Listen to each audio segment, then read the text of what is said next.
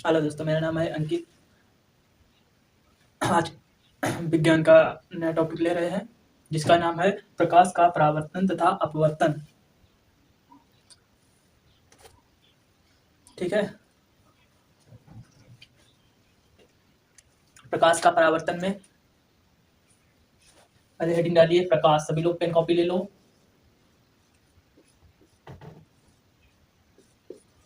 और लिखो, नोट्स बना लो। प्रकाश, लाइट। प्रकाश क्या है? प्रकाश जानते हो क्या है? जो हमें सूर्य से ऊर्जा मिलती है, प्रकाश मिलता है, प्रकाश है जो ऊर्जा के रूप में आता है। प्रकाश, यही प्रकाश। टॉर्च जलाओगे वो भी प्रकाश उसमें भी उत्पन्न होता है। प्रकाश उसे कह सकते हैं, एक प्रकार से किसी अंधेरे में रखी वस्तु को देखने के लिए उत्पन्न प्रकाश करके उस वस्तु को देखना। अंधेरे में एक वस्तु रखी है, उसको देखने के लिए हमें टॉर्च जलानी पड़ेगी तभी दिखेगी। जो वस्तु को दिखाने का काम करता है उसी को प्रकाश कहते हैं। ठीक है। अब परिभाषा लिख लीजिए प्रकाश, लाइट। प्रकाश एक प्रकार की ऊर्जा है। प्रकाश एक प्रकार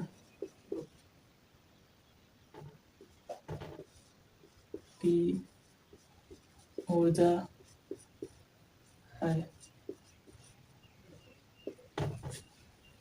जो हमारी आंखों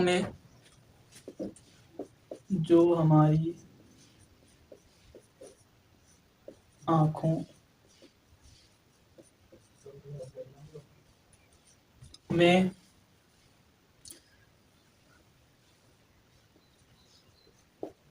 संवेदना उत्पन्न करती हैं,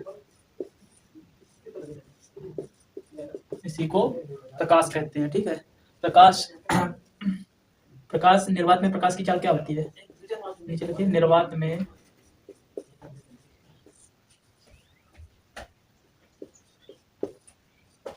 प्रकाश की चाल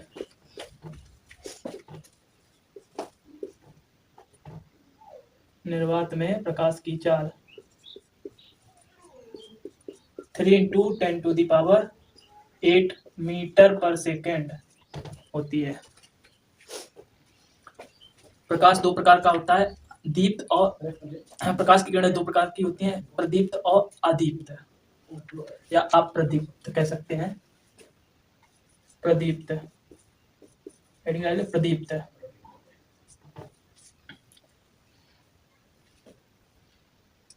वे वस्तुएं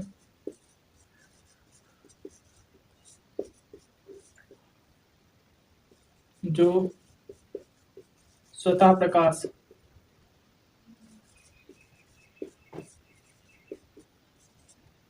उत्पन्न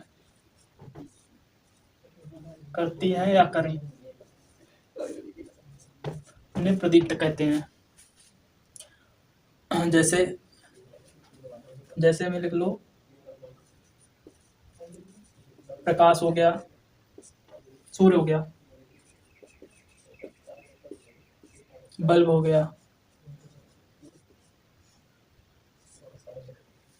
और तुम्हारा क्या हो गया, मोमबत्ती हो गई।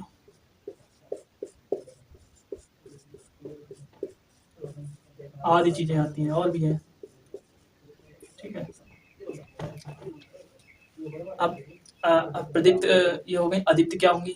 अदीप्त जो स्वयं से प्रकाश नहीं उत्पन्न करती हैं, जिनको बाहर से कोई प्रकाश देकर जिन वस्तुओं को देखा जाता है उन्हें अदीप्त कहते हैं। अदीप्त। अप्रदीप्त भी कहते हैं। अप्रदीप्त या इनको कह सकते हैं या दीप्त। अप्रदीप्त या दीप्त, अदीप्त।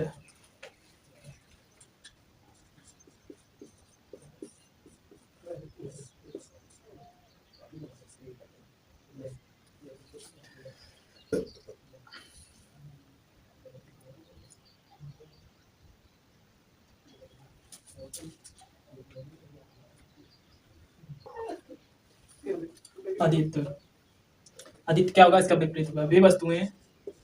वे वस्तुएं जो प्रकाश स्वतः प्रकाश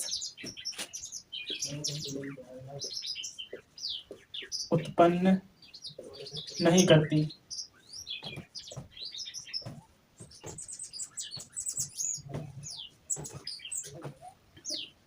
और ये प्रदीप्त वस्तुओं के से आपतित होने के कारण ये दिखाई पड़ती हैं, लेकिन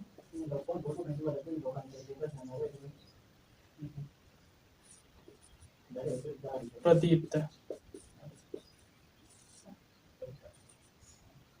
वस्तुओं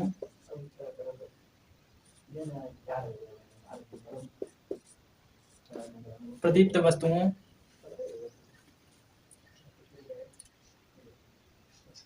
प्रदीप्त वस्तुओं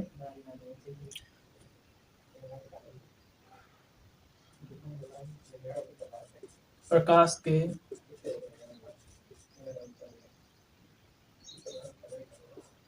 आपतित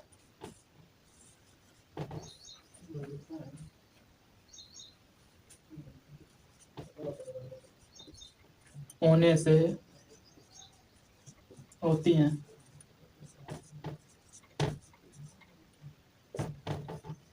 इन्हें अदीप्त कहते हैं। उन्हें से दिखाई पड़ती हैं, उन्हें से दिखाई पड़ती हैं।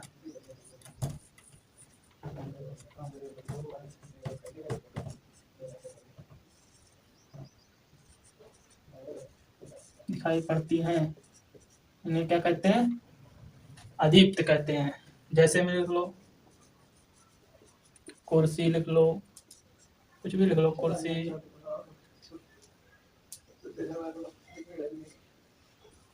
जबान से नहीं जलती हैं। कुर्सी हो गई, मेज हो गया, बेड हो गया, बेंच हो गई, खिड़की दरवाजे, ये अदीप्त हो गई, आदि। ठीक है, लिख लो उनको।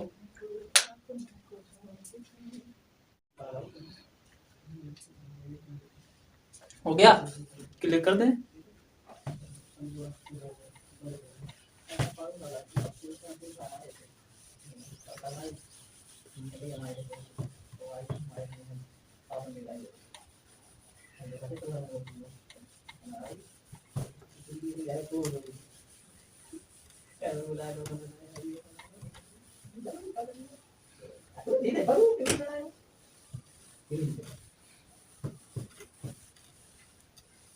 इसका रिवीजन भी करते रहना जो लिखा रहे हैं, ठीक है।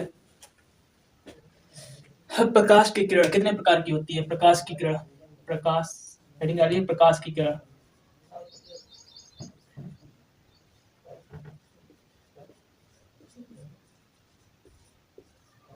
प्रकाश की किरण 3 प्रकार की होती हैं। 3 प्रकार की होती है प्रकाश की किरण।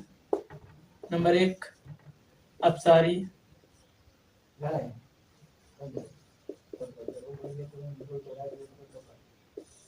नंबर 2 अभिसारी,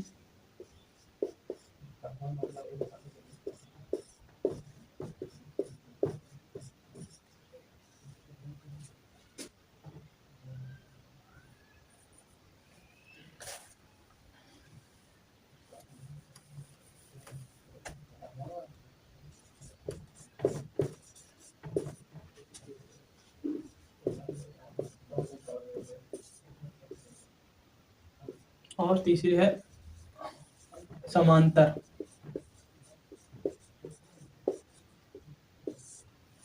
देखो अपसारी, नंबर 1 अपसारी की किरण क्या, अभिसारी पहले देख लो।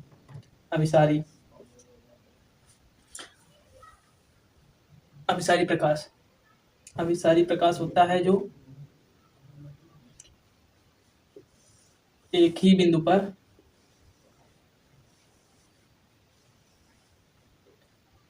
प्रकाश एकत्रित होता है जाके। इसको कहते हैं अभिसारी प्रकाश। और समांतर प्रकाश होता है, समांतर जो चलता है सीधा सीधा प्रकाश, ये समांतर प्रकाश हो गया। और अपसारी की बात करें तो अपसारी होता है एक बिंदु से प्रकाश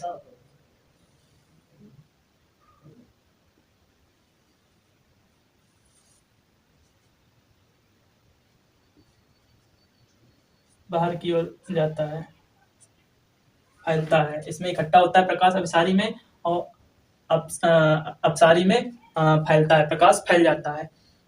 प्रकाश की किरणें फैल जाती हैं अपसारी में, अपसारी में फैल जाती हैं प्रकाश की किरणें, और अभिसारी में इकट्ठी हो जाती है एक जगह प्रकाश की किरणें। और समांतर में समांतर ही चलती हैं, समांतर रेखा में जितनी दूरी पे है उतनी दूरी पे, यहाँ पे जितना प्रकाश जहाँ जितनी दूरी पे रहेगा यहाँ पे भी इतनी दूरी पे रहेगा। ठीक है, प्रकाश का अपवर्तन इसके बाद। ठीक है, नोट कर लिया।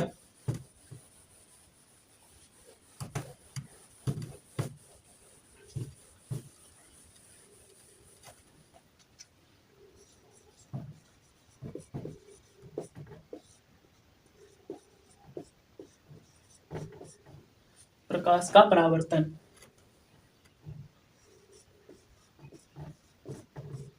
प्रकाश का परावर्तन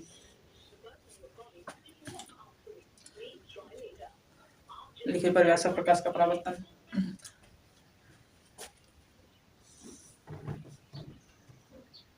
प्रकाश की किरणें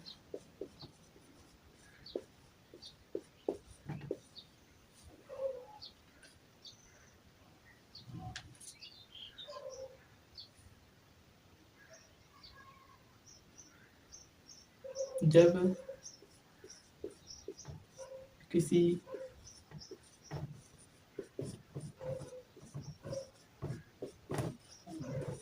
पॉलिशदार सतह पर पड़ती हैं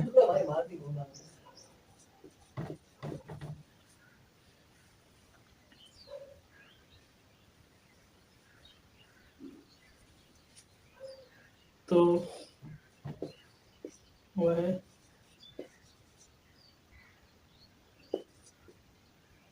टकराकर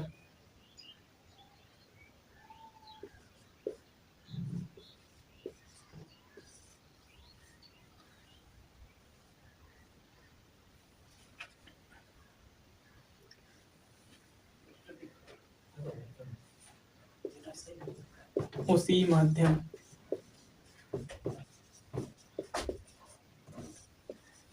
में वापस लौटने की प्रक्रिया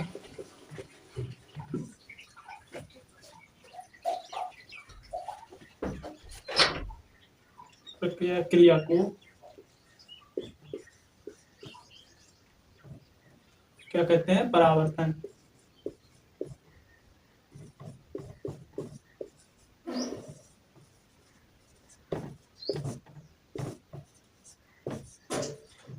प्रकाश का परावर्तन कहते हैं।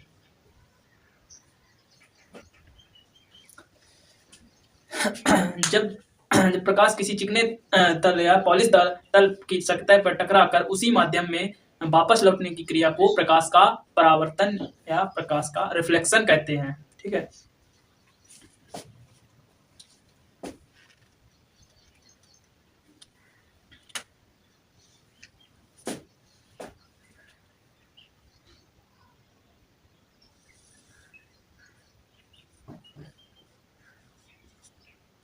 ये मान लो एक दर्पण है,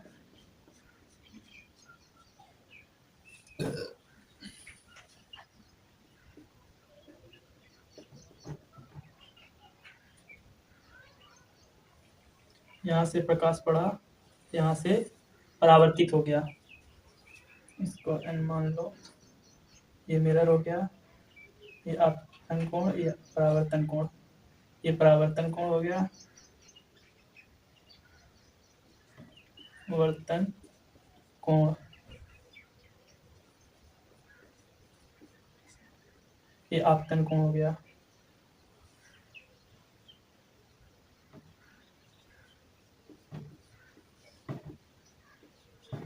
ये आपतन कोण हो गया, आपतन कोण हो गया ये।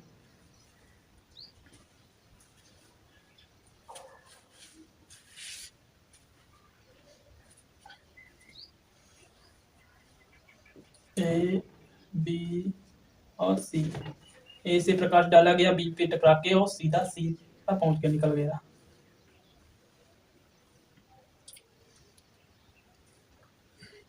ये समतल दर्पण है, समतल दर्पण पर प्रकाश डाला गया है।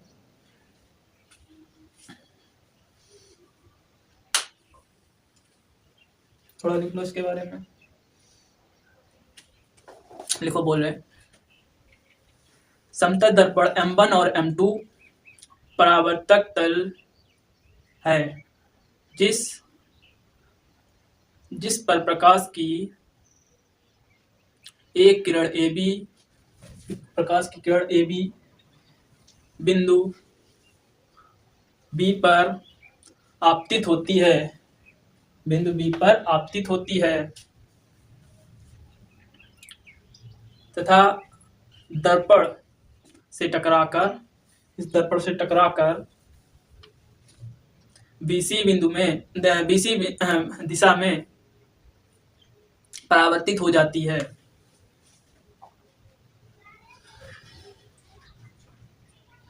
ठीक, आपतित साइन आई, आपतित कोण को साइन आई से प्रदर्शित करते हैं, आपतन परावर्तन कोण को साइन आर से प्रदर्शित करते हैं। ठीक है, इस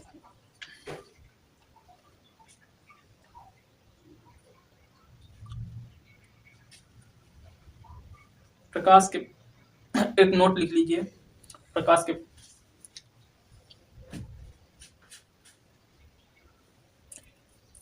नोट नहीं लिखो, ये हो गया नोट, कर लो नोट।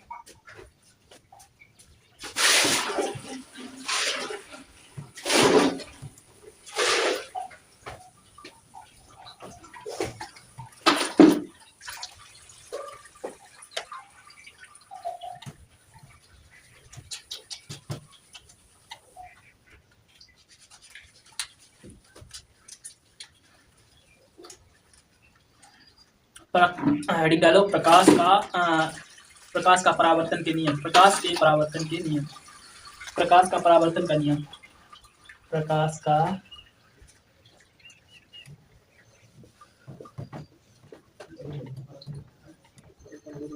परावर्तन का नियम।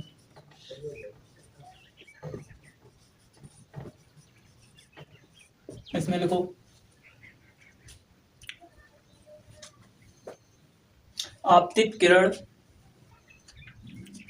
कामा परावर्तित किरण व आपतन बिंदु पर खींचा गया अभिलंब तीनों एक ही तल में होते हैं। अभी बताया था, यही तो बोला है।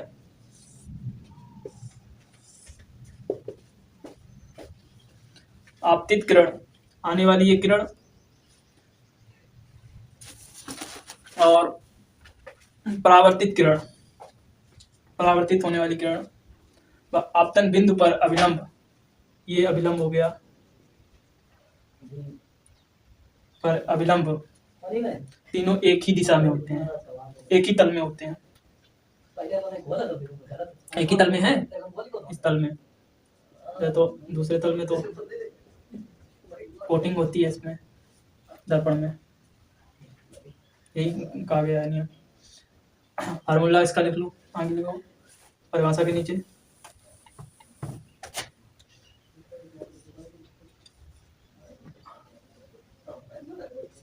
I इक्वल R,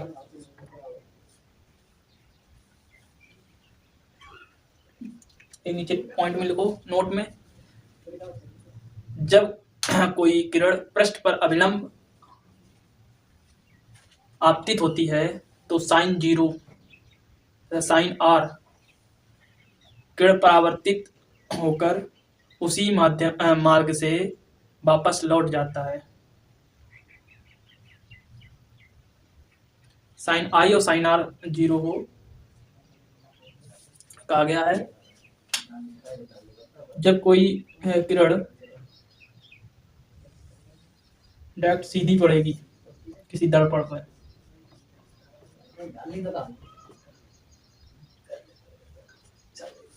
यहाँ से एक प्रकाश डाला जा रहा है, ये प्रकाश यहाँ से टकराएगा दर्पण से तो सीधा वापस लौटेगा। जब सीधा वापस लौटेगा साइन आई यानी कि इसमें एंगल तो बने ही नहीं है, रिफ्लेक्ट हो ही नहीं, उसमें रिफ्लेक्ट हो रहा था। साइन आई ये था, साइन आर आने वाली किरण साइन जाने वाली साइन आर हो गई थी, ये था। जब ये इनका मान वैल्यू 0 है तो ये सीधी आए, कोई रिफ्लेक्ट ही नहीं हुआ, मार्ग में कोई इसमें थोड़ी बाधा, ये अपने थोड़ा सा परावर्तित हो गई इससे, तो इसमें साइन आर और साइन आई था वैल्यू थी। जब साइन आर की वैल्यू 0 हो जाएगी तो उसी मार्ग से वापस लौट जाएगा प्रकाश। उसी मार्ग से जब वापस लौट जाएगा तो इसके प्रकाश के वेग में कोई परिवर्तन नहीं होगा, पथ भी नहीं विचलित हो रहा। इसमें पथ, ये पथ आने वाला था, जाने वाला पथ ये हो गया, इसमें एक ही पथ है तो इसकी स्पीड भी एक ही सेम रहेगी, जिस स्पीड से आया उसी स्पीड से वापस लौट जाएगा। ठीक है,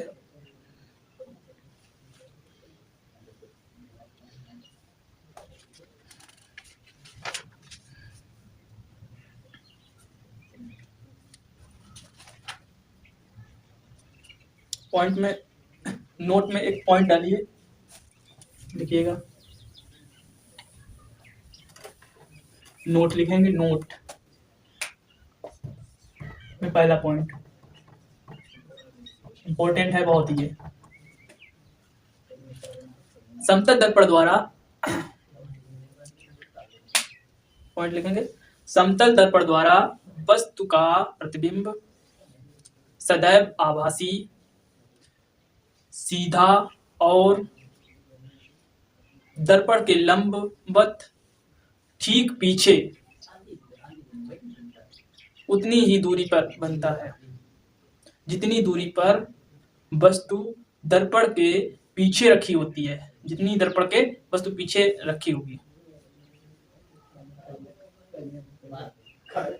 नेक्स्ट पॉइंट और लिखिए एक और इसी में, समतल दर्पण द्वारा बने प्रतिबिंब का आकार वस्तु के आकार के बराबर होता है। समतल दर्पण के प्रतिबिंब समतल दर्पण द्वारा बने प्रतिबिंब का आकार वस्तु के आकार के बराबर होता है।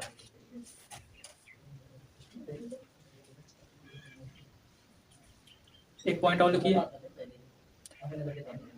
समतल दर्पण से सदैव आभासी प्रतिबिंब बनता है। व्यक्ति का पूरा प्रतिबिंब दिखाई देता है। व्यक्ति का पूरा प्रतिबिंब दिखाई देने के लिए दर्पण की न्यूनतम दूरी व्यक्ति की ऊंचाई की आधी होनी चाहिए। ठीक, समतल दर्पण की फोकस दूरी अनंत होती है। समतल दर्पण की दूरी अनंत होती है। अब क्वेश्चन एक बोल रहे, एक क्वेश्चन पूछें, इससे से रिलेटेड है जो भी क्वेश्चन अभी लास्ट वाला पॉइंट लिखवाया है।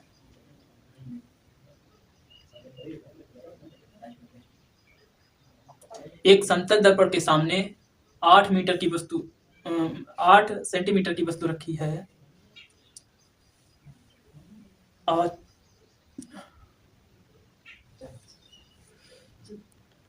दूरी 8 सेंटीमीटर की दूरी पर वस्तु रखी है। 4 सेंटीमीटर लंबी वस्तु रखी जाती है। समतल दर्पण द्वारा बने वस्तु के प्रतिबिंब की लंबाई कितनी होगी?